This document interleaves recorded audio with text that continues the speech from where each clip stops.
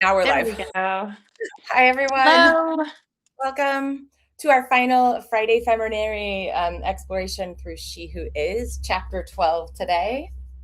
Not final Friday No, Feminary, but final She Who Is. final She Who Is, yes. Yeah. And sorry for the trouble with the links, just My technical. bad. My bad. What can you do? But welcome. Thanks to those of you who have been with us through this journey or will find us later. This has been a really tremendously beautiful trek into some pretty solid scholarship under upholding divine femininity. So, this has been a really great thing to explore together with you, Kim. And we're really sorry not to have Colette today. She is undergoing some things, but we have a message from her. Yes. Yeah. Beautiful. Beautiful. Mm. Yeah, this has kind of been my first foray into any sort of like classical theology study. So it really has given me sort of an insight into the history of theology that I was not really as familiar with. So thank Mhm, you, Dr. Johnson, for laying it all out for us. mhm. Yeah, And she does such a great job here. And so the last chapter is going to dive into one of these really obscure um, ideas about God that comes out of that ancient kind of classical history, Mhm. which is impassibility. Which, I wanna set this conversation in yeah, it does sound like an obscure concept, and I'm curious why she left it for last, but it's where I started. The question of, theodicy being the fancy term for, if God is so good, why is there evil in the world, and how come there is suffering? Um, really drove me into the arms of the mother. That was where I first encountered the like I had the cognitive dissonance of this isn't working. This theological framework I've been handed my whole life does not address the suffering in my heart, in my family, in the world. It is inadequate. It is not even scratching the surface of the angst that we feel, the affliction of humankind, the animals, the whole world. And so for me, this is maybe this question, this angst is what led me here to the arms of the mother. So Yeah. Well, and I yeah. think so many people, I feel like, reject the idea of God because of this notion that is sort of built into a more general idea of God that we have kind of in general society, Mhm, which is this, and it comes back to this idea of impassibility, which is that if God is omnipotent and all powerful, then God is removed from suffering and in effect allows it to happen. yep, And and so a this lot of people reject that notion out of hand. And that's, I think, where a lot of people just find like the whole idea of spirituality, like they kind of reject mhm, that particular strain and they think that that's what it is. Like it's hard to kind of find a way back if yeah. that's kind of the only thing you have an association with when you think about spirituality. Absolutely, and she actually places, the onus of what the sort of I don't remember the term she uses, it's not new atheism, but that's essentially what she means, like the, modern, refusal to believe in a God like this is mostly based in this question. If you're saying and you're using these classical terms, omnipotent, omniscient, and omnipresent. And I've got a fourth one that we have to add to that, or none of this maths. Um, then, if that is true, then why is there suffering? That's an evil God. And I refuse. I will not. It either does not exist or it can never have my worship because a God who could help and chooses not to is an evil god. That's the god with the what did our lovely predecessor Jonathan Edwards? No, not him. Somebody else. Sinners in the hands of an angry God.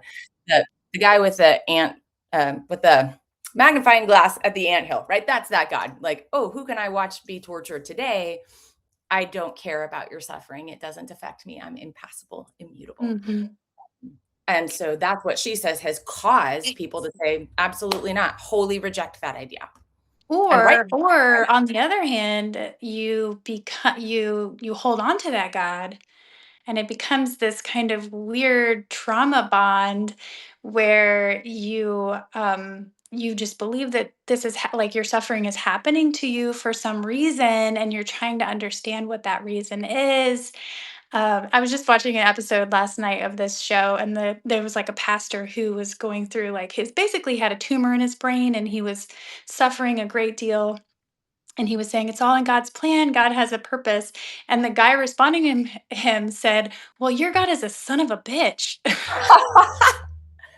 I agree.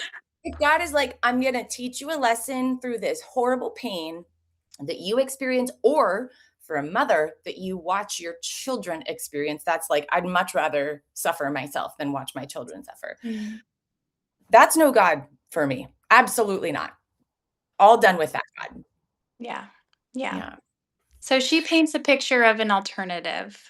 She does, and she doesn't outright use this term exactly, but I had to look it up and I was like, okay, um, if we have these terms, which actually I don't think exist in the Hebrew Christian scriptures, I think they actually exist in like Greek philosophy to begin with: omnipresence, omnipotence, and omniscience, right? God's all powerful, all knowing, and all around everywhere in every space. Um, I was like, well, what would be the term for all loving then? Because why don't we have that?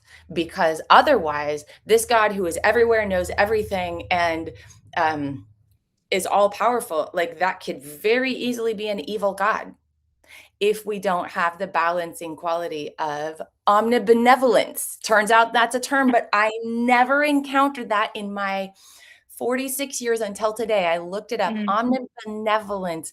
And that's where we're wondering, with all the suffering, could God also be omnibenevolent? There's our question. So, mm, welcome everybody. We're so glad you're here. What is the suffering going on in your own life today? Let's look at this through our own lens, because mm.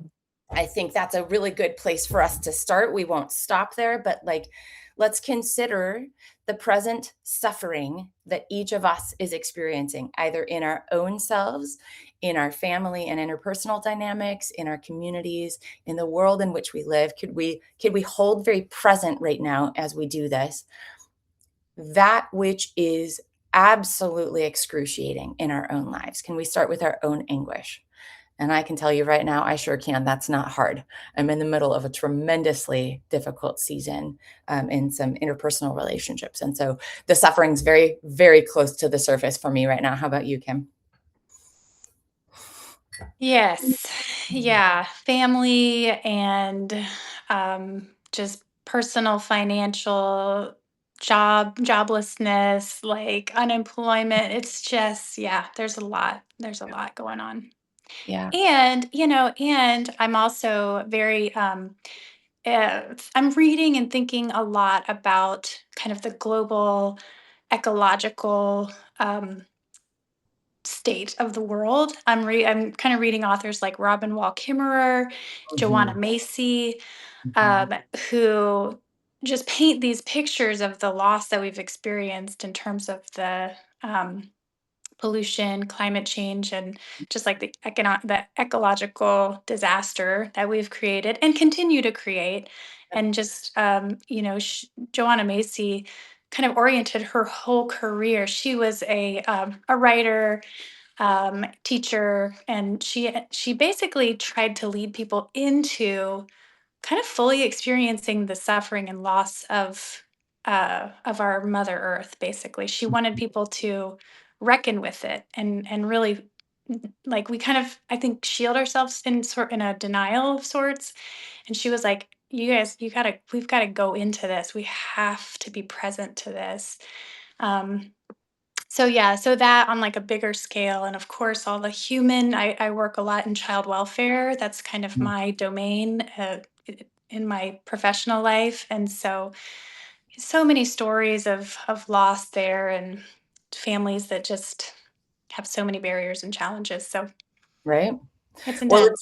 if you're anywhere in my neck of the woods right now, the Pacific Northwest, it is absolutely impossible to ignore the suffering of Mother Earth because we are under a blanket of smoke, and it's like impossible to not notice. So here she is suffering as, if we want to ground our conversation in scripture, which for some folks is helpful and for other folks triggering. So hold this lightly if you need to. But as Paul says, we understand that all things are groaning, all creation is in pain, awaiting essentially where he's going is where Jesus was leading the restoration of all things. So right now, we are feeling it in every sector of human experience. Suffering is ongoing. And I used to have this really optimistic thinking that, like, oh, humanity is really getting better if you look at rates of violence and cruelty 100 years ago. I don't see that evidence right now. I Mm, think there's still omnipresent cruelty in the human experience, and we're feeling the effects all over the place. yeah. Yeah. So the question for all of us right now in this conversation, and there are so many rich gems that Dr. Johnson gives us here. The question I'm holding, and that I hope every one of us can, is God, do you care about my heartache? Do you care about my physical or financial or our ecological suffering? Does this matter to you? And will you act, or will you help us to act? Are you even here? Yeah. So let's hold that with reverence, because I think that's where we start. That's where I'm Yeah. starting Yeah. today. Well, and I think it's important that I mean, this is a question that is not, there's no easy answer. And I don't think she is, coming at it from a lens of like, well, if we just, think about it like this. She even says, like, any effort to make logical sense of this contradiction is, it's, you just can't do it. Um, you have to enter into some level of encountering mystery in Yeah. this. Yeah. That's right. And yeah, so she's not going to try and offer us like, oh, what is it called? A systematic theology that ends up with a tidy little answer for why there is suffering. She's going to do something that a lot of womanist theologians have been doing for so long. I was just listening to God is a Black Woman by Dr. Christina Cleveland. Mhm. And she says in there, like, her journey toward the divine feminine in Black skin involves her going, wait a minute, there's this construct of the deity in Western patriarchal white supremacist thinking that has this God over and above, transcendent, and totally devoid of any sense of compassion or desire to alleviate suffering. And that is so wholly other from our own experience as women. And we can only know through our own lived experience, right? But she says, as a woman, I know that my heart is always to alleviate suffering. So, Mhm. what's the catch? What's the difference here? Why is there this? She calls it white male God or father sky God, who actually, when you look at it, and I was watching the Odyssey this last week, I was like, the God I was raised to believe seems a whole lot more like Zeus than Mhm. this God of co-suffering love shown in the body of Yeshua, who offers himself, his body, with communion, which is a really interesting thing. I hope we can Mhm. unpack a little bit. Like, take and eat Mhm. this in my body, and you're going to co-suffer along with me. We'll do this together. Um, Mhm. and so I just want to point out that particularly Black women theologians have been saying this for the longest time, and I'm so glad to finally be catching up. Yes, And yes. other Well, women too. and Just yeah, the and I mean, as far as people who have experienced the kinds of suffering that she calls, oh goodness, um, there's this kind of desolation that like there's affliction. Yes, Yes. yes. So Uh-huh. there's suffering that you can kind of see that there's a light at the end of it. So Mm, when you think about childbearing, right, labor and delivery, there's kind of an implicit hope and new life energy flowing through that suffering. And the same with she talks about the suffering of righteous anger translated into action. yeah. She really puts a lot of emphasis on women, kind of resistance workers or nonviolent activists who have basically stood up out of outrage Mm, because of the suffering that they experience in mm, solidarity with people who have who they love, who they care about. Um, who have gone missing in some cases, who have been disappeared or abused or oppressed in some way. Women rising up out of that, again, kind of has that same like childbirth, laboring, like there's this righteous anger version of suffering that does have this kind of hope punctuation point at the end of it. right? And And then that's contrasted with the word that I just found it's degradation. yes, That's yeah. where that's where she's So, like, there's this unredeemable suffering that like it cannot. Yes. Sorry, I didn't yes, mean to cut you off. yes. Yeah, and I think black women, as you're saying, women who are have been historically oppressed and marginalized, they know both of those. Mhm. They know that there have been occasions when they have just been ground into the dirt and have not been able to kind of find that power and that righteous anger to find that outlet for activism. And there have also been those who have plugged into a collective movement and have been able to kind of speak up and use their voice and make strides for social change. But in both, Dr. Johnson argues God is present and suffering alongside. Yeah. So whether there's that hopeful punctuation point at the end of it, Mhm. um, God still is present and with people who are in that kind of degradation experience. The first time I can recall having to confront this question, it may have come up earlier, but the first memory I have of actually any sort of meaningful discussion around this, I was 21 years old, just recently graduated with a brand new teaching certificate. And my first job was as an educator in the Juvenile Justice Center in Walla Walla, Washington. And so it was just such a poignant learning experience for me to go from like this, privileged position. I've got this degree and I know how pedagogy works and all of these things. And like, okay, let's try it out with incarcerated youth. Wow. And wow, did I learn a whole lot. And props to Mrs. C. I hope you get to see this, Mrs. C. I love to shout her out. She taught me so much as the lead teacher in the classroom. I was a parapro under her. Um, and she told me this story. She helped me frame my first questions around this with this story that had happened to her. Um, she was at the time a practicing Christian, and I'll let her speak for herself now about what her paradigm is. But her students found this out somehow. They asked about her faith and her expressions of that. And so one day she dismissed all of her students, and this young girl, I mean, maybe 12, maybe 15, came up and said, "Hey, Mrs. C, can I ask you a question?" Yes. And so everybody left. And this girl said, "You're a Christian. I really have this question. Where was God when my stepdad was raping me?" Repeatedly over and right. And she shared a little bit about her experience. And Mrs. C had the wisdom to say, oh, that's I'm so sorry. I don't have an answer for that, but I'd like to sit with that, and maybe she said, pray about it. Can I think on this a while, and can we keep talking? Because I don't have an answer for you. And the girl said, yeah.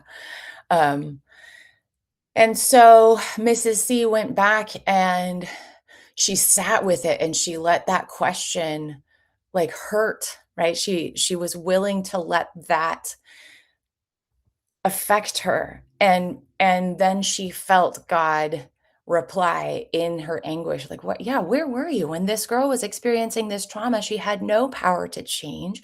Where were you, omnipresent deity? And she felt God say, I was right there experiencing it. I was right there with her. I was suffering too. So she went back and told that girl, this is what I heard. And it doesn't solve anything. It doesn't stop it. It doesn't fix it. It doesn't reverse it. It doesn't insulate this girl from the years of work ahead of her to metabolize that trauma. But she said it comforted her. It soothed her to know God really did care. And we couldn't possibly address the question of, then why didn't you do something? But at least it brought her a deep comfort to know God saw it, God felt it, God experienced it, and God was weeping and is weeping. That's where I want to be with all of my theology is if you can't care about this, God, then we have no more to say, because Mhm. I am at the core of my heart weeping. And if you can't be here with me, then we need to part ways. Yeah. Hmm. Well, and it gets back to the way it really, the last two chapters in this book, I think, really weave well together because if we have this idea that God is not other, but is with and Yeah. is fully expressed through all of creation, then yeah, that what we are experiencing, God is also experiencing with us. And those Yes. emotions that we experience is a reflection of the emotions that God is experiencing right there along with us. And yeah, that I do see that as yeah, there's something about the withness. Mhm. Um and of course, the beauty of the Christian story of Jesus expressing that fully, by basically being tortured and executed.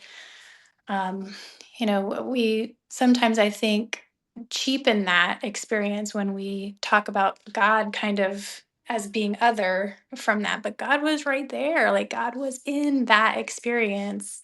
Mhm. um, so we have this kind of story that helps us to even it's sometimes our suffering pales in comparison to that. And of course um, he didn't get to experience what it was like in a female body, which is a totally different thing. But we can understand that every day God is experiencing what it's like to be in a female body. And that's really important. I'm looking at this idea of omnipresent. And so if we take that all the way into the cellular level, and God exists everywhere in every living thing, and maybe in rocks too, who knows? Um, then God does truly experience our suffering everywhere. And that would explain why then God and I love this bit of the where she points out about the Jewish rabbinic and Kabbalistic traditions, looking at God's response to when the Israelites were brought through the Red Sea and then the waters closed on the Egyptian army, right? And so men and horses drowned. And the Israelite people are celebrating and look at the mighty hand of God delivering us. And then they say, the rabbis and the Kabbalists say, oh, um, all of the angels in heaven wanted to celebrate. This is such a victory. And God says, the works of my hands are drowning in the sea. And you want to sing songs? Hmm. God does not celebrate anybody's suffering and experiences all suffering. So that opens it up for me. Okay, if you can't even celebrate with joyful singing at the deliverance of the Israelite people Hmm. because you are also present to the suffering of the men and horses, then now we can have a conversation. Hmm. Yeah. Yeah. And then she offers us this idea, then can we wonder if God would like our consolation? Can we get to a place where then we can say, God, how are you weeping today? Can I Mm, Can I be with you in that? Can I mm, enter in and offer you my companionship and my consolation? I really love that picture. mm. Yeah, that actually I mentioned earlier, the picture that Joanna Macy gave me, I think that connects this to me because she talks about, she kind of uses the metaphor of the way that we approach kind of the loss of the earth, right? So we've kind of degraded the earth to a certain point that we may actually lose the earth. And she says it's like sitting with your mother at the end, right? And you want to be present in that. And I think that idea that you know, God is so enamored with creation, and to sit with God, in that, and just to be present at the in the moment where all hope seems to be lost, that is um it takes a lot of courage, that is a heartbreaking place to be, but that ultimately that being with is um kind of the ultimate, like that's the whole purpose, is to be with one another in Mm. those moments. Okay, this seems like the right time to bring in Colette's comments. So she's not able to join us today, but she wrote out this little thing that is so beautiful. She says, "This chapter put into theological language what happened in my heart spiritually during a season of grief. The classical theistic God, who I thought was all powerful, all loving, became distant and uninvolved in my sorrows. He shattered before me, and I was left all alone to pick up my broken pieces. But then I felt her kneeling beside me, picking up every shard and offering me the strength to build something new. I now know wholeheartedly that this was the image of God being born again in me, an image not only appropriate to be a symbol of the divine, but essential for my healing as a childless woman." Mm, yeah. God being born again within you, Colette, that is so tremendously hopeful. Mm. And so Emmanuel, God with us, within us, being resurrected through our own travail. Oof. And it Hmm. is ultimately it is empowering. It is um I think this she says it really well. She says this is the kind of power that is evidenced as a vitality, an Mm, empowering vigor that reaches out and awakens freedom and strength in mhm, oneself and others. It mhm, is an energy that brings forth, stirs up, fosters life, enabling autonomy and friendship. mm, It transforms people and bonds them with one another and to the world.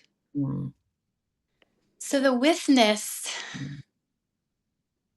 it doesn't, it, I think you have to go through a period of despair in the witness, but ultimately, I don't Mhm. think degradation is ever the end of the story, although it Oh, feels that way. it does. And the scriptures offer us some thoughts to wrestle with, right? So Dr. Johnson illuminates as like the epitome of degradation, right? The story of the nameless woman who is gang raped all night long and then dies in the morning, and who is sectioned out and sent to the 12 tribes of Israel. Um, and there's so much to be explored right there, and but we can't go to like, okay, let's theologize here without first sitting with like the tragedy of what befalls this woman through no fault of her own. She doesn't even have a name. She doesn't have a storyline. We just see her as the recipient of unspeakable acts of violence and terror that end her life slowly over the course of an entire night. And what can we say about that? But then help us understand where you're going here, Kim. In light of that, how can degradation possibly be a part of the redemptive arc we're seeking? Well, and that's where, I mean, that's where I think it is a mystery and there's no easy answers, but that when you know that God is with you in your degradation and you have this understanding that love wins ultimately, Mm, it is that force that revivifies even the most degraded individual. And if it doesn't happen in your actual physical embodied life here on earth, mhm, um, it does. It does occur, and I think that, when talking about the story of Christ, I mean, that's the end of the story, right? Is the revivification of a life that's been executed.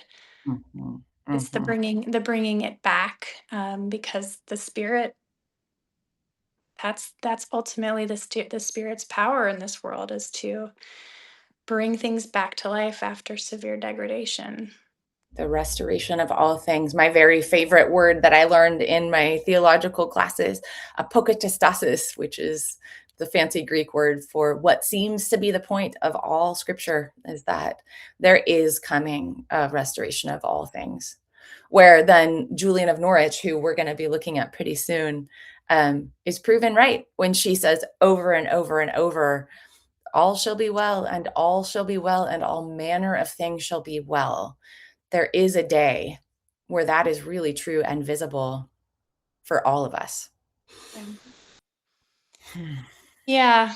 Well, and so she finishes the book on this chapter, which, this is a heavy one. Maybe she saved it for last just because it's intense. And she goes on to say that, like, if you can never, she says, the dark side of such language, meaning like that God suffers, Yeah. is its potential to play into women's passive victimization by glorifying suffering. Mhm. Only when set carefully within the context of God, who is utterly committed to humanity, whose glory is the human being and specifically women fully alive, does the symbol of the suffering God release its empowering power. So may it be so. May it be so, right? Let it be that we are not stuck in our suffering or falsely idolizing our suffering and saying this is the glory of women in particular that we like. No, let's not get tangled up there. We are meant to exist in states of benevolence and um, beauty. Suffering is not the intention for us. It is Right. our reality, but Yeah. that's not what we are made for, and it's not where we will stay. Yeah. I am curious before we move to close. I'm curious, Sarah, she's in school with me right now. If you're still here, Sarah, and you said something about this earlier in the chat, and I'd love to hear more. You said we had a conversation about this in an interfaith setting, and a druid had some good words for the Christians there. Okay, Mm. so I'm so curious if you want to tell us what did your druid friend say to the Christians in the room? Because I think that's worth hearing. If Mhm. you're still here. Um, well, do you have any closing thoughts, Kim, before we move on to what's next for Friday Feminaries? Yeah, no, I'm excited about continuing these conversations. They're really rich. So, yeah, let's talk about that. Okay, all right. So, much gratitude to Dr. Elizabeth A. Johnson, who maybe you saw at one point, visited us in email form. And we said, hey, we want you to know we're so glad you're still out there. She's teaching at her university. And so she was so glad to hear that her book is being studied. Um, so thank you, Dr. Johnson, for this, because this is huge. The work of theologians does really matter. It does end up trickling down and affecting what happens in the real world. Although I hear a lot from people like, why are you studying theology? Like, why don't you just roll up your sleeves? And yeah, like I know, and I'm wrestling there too. And also, yes, I am. And also I think theology is responsible for so much pain. So we have to maybe address the world theologically too. So Mhm. thank you, Dr. Johnson, for your good scholarship and all of the love that you poured into this book. Very, very grateful for your work. Yes. Yes. And for our next trick, Oh, you've got the book already. oh, yes. I bought this the moment it came across my feed. Knowing nothing about it, I just saw this and said, add to cart. So, The Mystics Would Like a Word, Shannon K. Evans. 6 women who met God and found a spirituality for today. Mm. So, let me tell you the 6 women, Shannon K. Evans, who rumor has it might join us for one session of Friday Feminary. We're working on the timing there. She's going to take us through her own experience with Teresa of Avila, who is a beloved of mine. Marjorie Kemp, also a beloved. I named my tree outside in her honor. This is one Hildegard, that I'm not as familiar with, so I'm excited about digging into that. yeah. I think of all of these, she's the only one that's not a Catholic saint. But she's like a magnificent human. You're going to love Marjorie. We're going to explore Hildegard of Bingen. Mhm. Also love her. What a Mhm. fantastic mystical experience she had. Julian of Norwich, Mother Mhm. Julian, Therese of Lisieux, um, and Catherine of Siena. So all of these chapters are going to dive into what these women experienced and how they wrote about what they felt and heard and saw in their mystical union with the divine. And also, Shannon weaves her own life experience in here. It's a delightful book. There are also 12 chapters here, so that seems fitting since that's what we experience in this book. And then there's an introduction, so maybe we'll make it the holy number 13 for the divine feminine. Um, and we'll do 13 explorations with the mystics would like a word. So that's Mhm. coming soon. We hope you will join us. We're thinking the last Friday in August is where we will begin. Yep. So stay tuned for that. Yeah. Well, it's not going to be as I don't know. I haven't actually started to read it, but it sounds like we're going to get away from some of the really heavy lifting Yeah. theologically. Yeah. I was actually thinking, I'll put this out there publicly now. I think it's safe to do so. At one point in my career, I would love to be a theology professor. Mm. And I was already starting to think, well, if I were to do that, that would require going to get a PhD, which I don't have energy to think about right now. But at some point, what sort of readings would I require for my students to come close to the idea of God as our mother as well as father? And then also let's expand beyond just a parent, because we all know, those of us who are parents, we know that we are much more than just what we offer our children. We have whole lives. Mhm. And so I was thinking, well, I would definitely make this required reading, She Who Is, because if you're going to approach this from the lens of theology, you better be able to understand and well, at least try to wade through. But then let's take a breather because that's really heady. And so the Mhm. next one on my list would be The Mystics Would Like a Word. So let's look Yeah. at what does mystical union look like from a feminine perspective. And a lot of Mhm. a lot of what Dr. Johnson, she cites these mystics throughout She Who Is. So I think it's really fitting that we're going there next. Yes. Yeah. Well, wouldn't it be amazing if we actually had a class where we got to dig into all of these books, like with a group of people? That would just be amazing. So, Hmm. yeah, Wouldn't that be amazing? Yes. that would be. Yeah. Well, thanks everybody for joining us. It was great to have some people on the live, even though we had some challenges. The technical challenges, they just remind Yeah, us of our humanity. yeah, yeah. Well, thank you, Annie. I look forward to digging in. I've got the book on order. It should be here soon. Fantastic. So, everybody, I hope you will join us for that. And can I just close this with a little benediction that's welling up in me, especially as we were sitting with our suffering? And the invitation is just to hold our present suffering and our historic suffering very close to the surface as we're looking at this. And so, I would just close us with these words to whatever name fits best for you. For me, today I'm liking God of Love.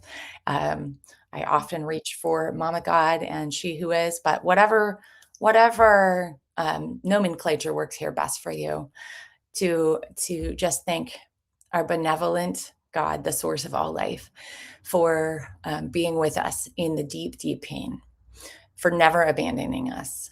Um, it's good to know you're here. It's good to know you are affected by what we experience.